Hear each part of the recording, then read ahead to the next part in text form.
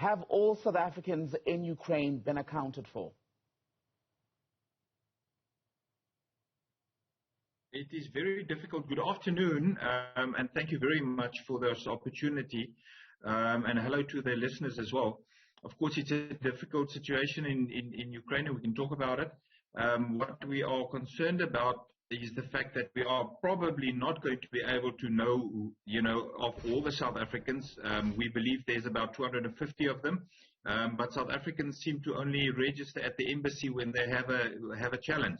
So we have about 50 of what I know, about 50 of students, and then a little bit more of people that are either working here or married to Ukrainians, and that is a community that we have picked up since the COVID situation 2 years ago.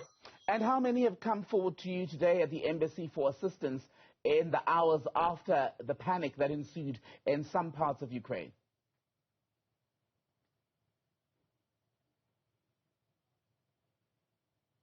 Ambassador Groenewald, are you able to hear me? Hello, can you hear me? Ambassador, can you hear me now? Yes, I can hear you. Sorry, Fantastic. Did I break up? My question was, how many South Africans have sought your assistance, perhaps to get out of the country or reach a safe place in the hours since Russia launched the military operation today? We have probably had about 50 people reaching out to the embassy, and we have created a WhatsApp group that has been that we have done previously for COVID, that have been very successful in communicating with everybody. But we have not just reached out to the South Africans. We have quite a number of other African students in Ukraine, and between South Africa and Nigeria, for example, is that we have an agreement with the Polish ambassador that we send them the names and the passport numbers, and they then facilitate the border crossing. This has not taken place yet. It's still early days because the transport the roads are heavily congested.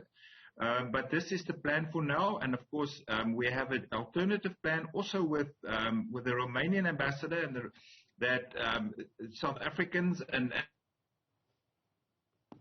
All right, I think we've lost that feed to South African ambassador to Ukraine, Andrei Groenewald, speaking to us about developments in Kiev and surrounding areas in the last few hours. Can we see if the ambassador is still there? Ambassador, I'm going to give it one more shot. If you are able to hear me, please just indicate that. Okay, never mind. We've lost Ambassador Andrei Groenewald giving us an update on the status of South Africans who are currently in Ukraine. About 250 South Africans are known to be in the country, either for study, work, and other purposes, but the ambassador has not ruled out the possibility that that number may very well be higher.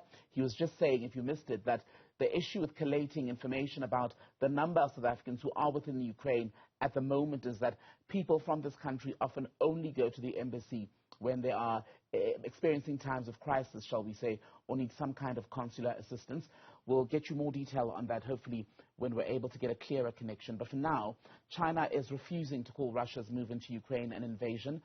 China's foreign ministry spokesperson has urged both sides to exercise restraint. A warning has also been extended to Chinese nationals who are in Ukraine to take precautions and avoid displaying the Chinese flag. 典型的欧美媒体提问的方式先入为主，用了 invasion 这个词。我可以告诉你的就是呢，中方正在密切的关注最新的事态，我们也呼吁各方保持克制，避免局势失控。Okay, pardon us, we're slightly all over the place. As you can imagine, the internet connection to Ukraine, not the greatest, especially on the back of the events of the last 12 hours or so when the military operation by Russia began. But we are able now to connect once more to South Africa's ambassador to Ukraine, Andrei Groenewald. And Ambassador, before we lost you, you were just explaining how you intend to assist the about 50 South Africans who've been in touch with you post this military operation. And the challenge at this point is that the airspace is closed, correct? So they're unable to fly out. That's correct. And also the roads seem to be very congested. People are talking about a backlog of about 4 hours. So getting out of your house and driving to the west is probably not the best idea at this stage. So we're talking about the students, and I've counted about 50 and possibly a little bit more. But we have many more other students from other African countries that do not have representation in Ukraine. So between South Africa and Nigeria, we are trying to assist them. And what we have agreed with the Polish ambassador is that we will send through the names and the passports, and they will facilitate on their side possible or the crossings into Poland. And on the Romanian side, what we are doing is that they've agreed to that we can, or students can do a visa application at the border. So this is the plan for now. We are hoping that there will be opportunities later on for flights, and that the congestion would be lighter, and also that some of the trains will start working again, as well as some of the buses.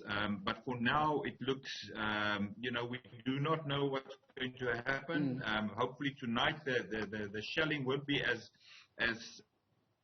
intensive as last night, and that there will be open opportunities for people to move out of dangerous areas. So once these South Africans who've been in touch with you already reach Poland, is their wish to come back to South Africa or go to other destinations?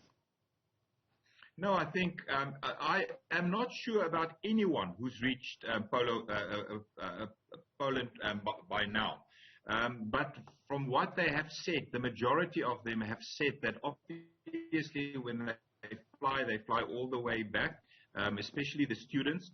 So the issue for us now in that regard is not necessarily the flying there. We're also talking to the authorities here, because many of them are in the last years of studies, and they're all concerned that they might lose the opportunity to get their degree this year. We're losing you again, but just as a final question to you, what is South Africa's position now on the developments from this morning? Because 12 hours ago, the International Relations Minister, Naledi Pandor, was still saying South Africa urges for diplomacy to be given a chance, but that now appears to have failed. Well, there's no other way for us to a position where we have to do a ceasefire agreement. Are you there? Okay, we're not winning on that line to Ambassador Groenewald, South Africa's ambassador to Ukraine, but what I was able to make out is that South Africa still very much believes that at this point, now that there's been this escalation to a military operation, a ceasefire should be put in place, very much echoing a sentiment expressed during an urgent meeting of the UN Security Council today by Antonio Guterres, the UN head, who appealed for a ceasefire and for President Vladimir Putin to pull back his troops and send them back to their barracks. When we return.